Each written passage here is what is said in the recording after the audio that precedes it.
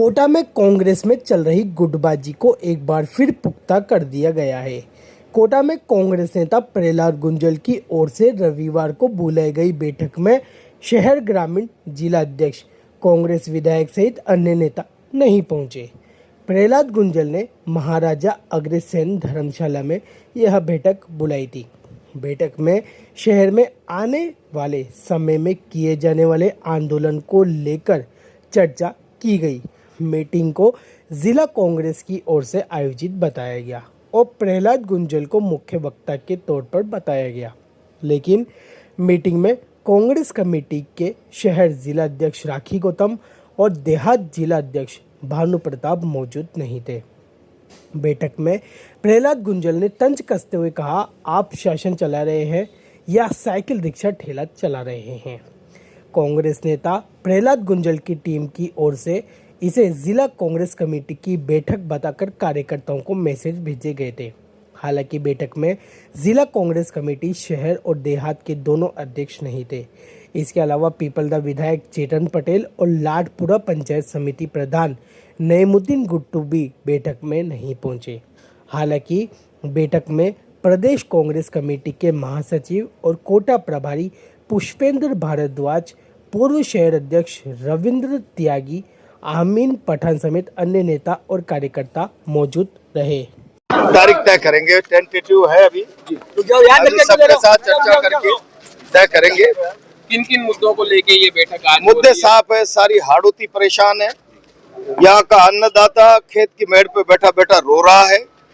उसने इस सरकार से उम्मीद करके धान की फसल बो दी और यहाँ के करता धरता महामहिम जो है उन्होंने कह दिया चिंता मत करो, पानी छोड़ दूंगा। आज वो जब धान की फसल सूखती नजर आ रही है तो उस धान की फसल की दो पत्तियों में साल भर का सपना है किसान का, उसका खून हो रहा है। कांग्रेस पार्टी किसी भी सूरत पर इसको बर्दाश्त नहीं कर सकती। जहां पर समय निकलता जा रहा है, बारिश नहीं है, बोरिंग से खेती की जा सकती है, वहां 8-8, 10-10 घंटे बिजली कटौती कर क्या रहे हैं आप? शासन चला रहे हैं, साइकिल रिक्शा ठेला चला रहे हैं। किसान खाद का कट्टा लेने जाता है, 1300-1400 का कट्टा तो मिलता ही नहीं है। बैकडोर से एंट्री करके जाते हैं, सेटों क्या अटैचमेंट करके 2400-2500, तो फिर आप 1000 कट्टे लेके आ जाओ। यह अराजक स्थिति के खिलाफ प्रदर्शन करेंगे। कांग्रेस नेता प्रहलाद गुंजल ने बताया कि कोटा में सरकार के खिलाफ आगामी दिनों में बड़ा आंदोलन किया जाएगा। गुंजल ने कहा, पूरे हाड़ौती क्षेत्र परेशान है। यहाँ का अन्नदाता खेत की मेड़ पर बैठा रो रहा है।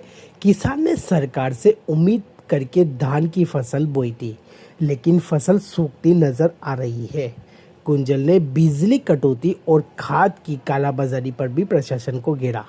उन्होंने आरोप लगाया कि जिन क्षेत्रों में बोरिंग से खेती हो रही है वहां से 8 से 10 घंटे की बिजली कटौती की जा रही है। इसके अलावा उन्होंने खाद की किल्लत का मुद्दा उठाते हुए कहा कि 1300 से 1400 रुपये का खाद का कट्टा किसानों को नहीं मिल रहा है।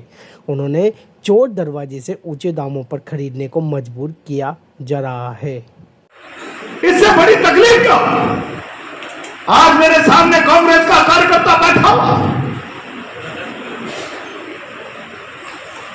आमतौर पर लोग कहते हैं राम रूठ जाए तो राज राजी रहना चाहिए। ऐसा लग रहा है कि किसान के भाग्य की विडंबना राम रूठ रहा है। कैसे अपने सुनहरे भविष्य के ताने बाने पूरा करे, किस तरीके से अपने फसल का जीवन बचाकर अपने बच्चों के पेट पालने का रास्ता बनावे, उसके लिए राज राजी रहना चाहिए। लेकिन राज बेखबर। मैं बहुत जिम्मेदारी से आज यहां कांग्रेस के कार्यकर्ताओं से कहना चाहता हूं और हाड़ौती के किसानों से कहना चाहता हूं, इस राज के भरोसे की ये किसानों के प्रति संवेदनशील होगा, जिम्मेदार होगा, किसानों की तकलीफ को अपनी तकलीफ समझकर समाधान के रास्ते खोजेगा, तो हिंदुस्तान के इतिहास में इससे बड़ा किसानों के लिए अपमानजनक उदाहरण कोई दूसरा हो नहीं सकता।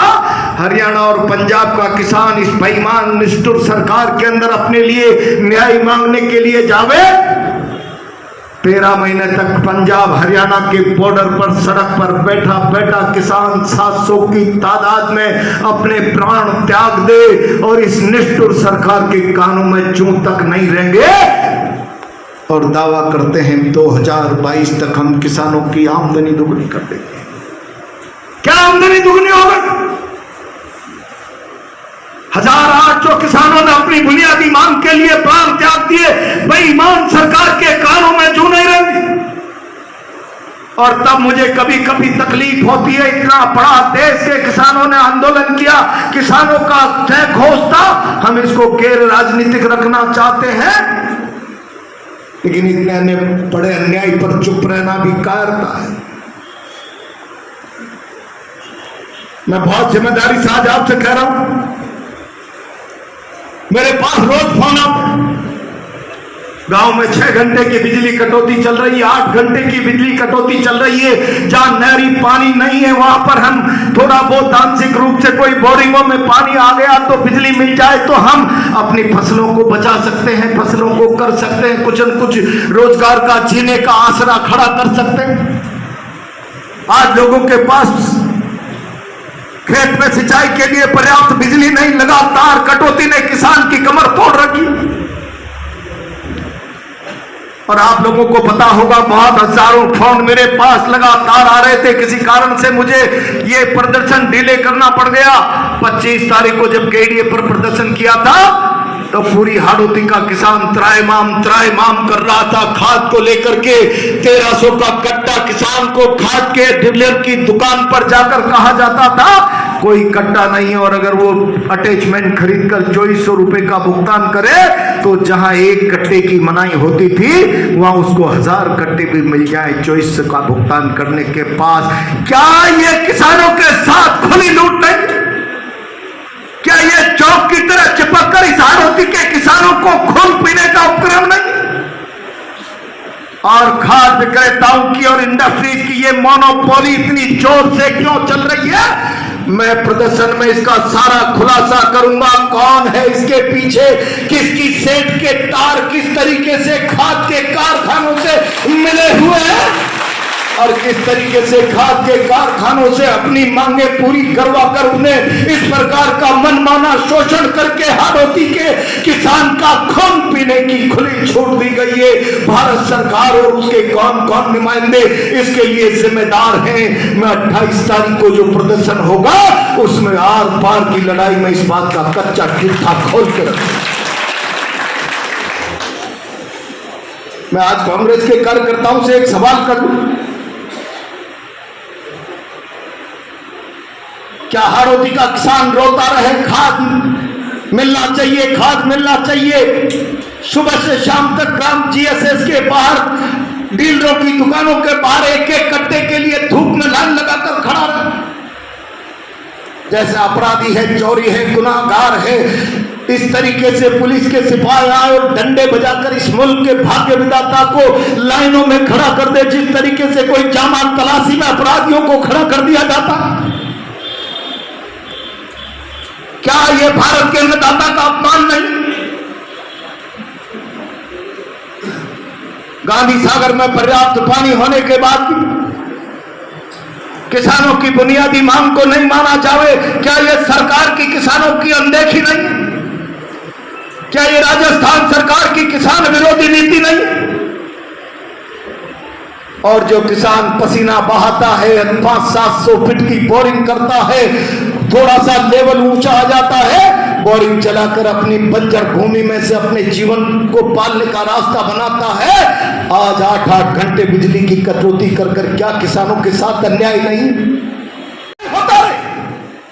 और कांग्रेस पार्टी का कार्यकर्ता देखता रहे, जुल्म होता रहे, तो फिर प्रजातंत्र में किसी ने कहा है निरंकुश और तानाशाह सरकार लोकतंत्र के लिए कैंसर है, तो फिर कमजोर और डरा हुआ विपक्ष, सोई हुई और उदासीन जनता भी लोकतंत्र के लिए कैंसर का काम करती है।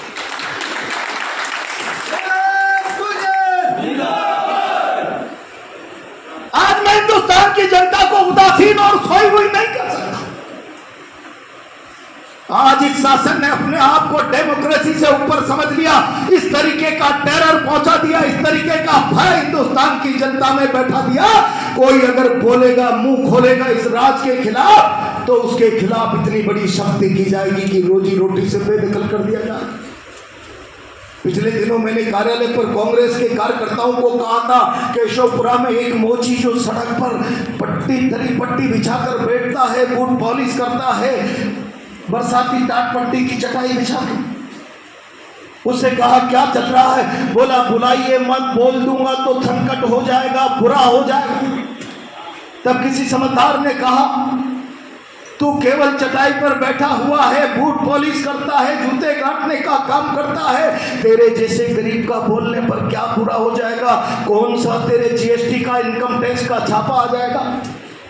कौन तेरे ईडी सीबीआई आ जाएगी?